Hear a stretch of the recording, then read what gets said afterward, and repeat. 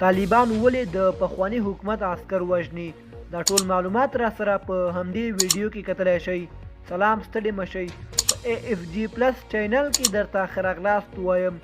AFG+ چینل تل ستاسو په چوپړ کې، نو همدا اوس در سره چینل سبسکرایب کړئ. د بشري حقونو د څار سازمان وایي طالبان واک ته له رسېدو وروسته د افغانستان په 4 ولایتونو کې د دې هېواد د پخواني امنیتي ځواکونو تر 100 زیات کسان له عدالت پرته وژلي او یا یې په زوره تریتم کړي دي.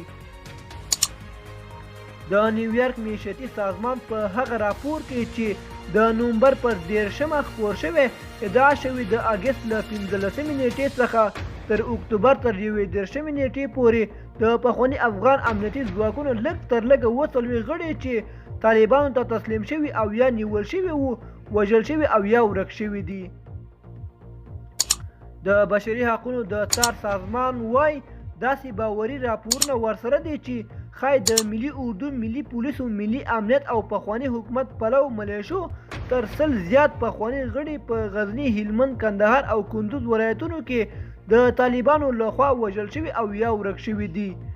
دوستانو، زموږ د نن ورځې خبر تر همدې ځای وو.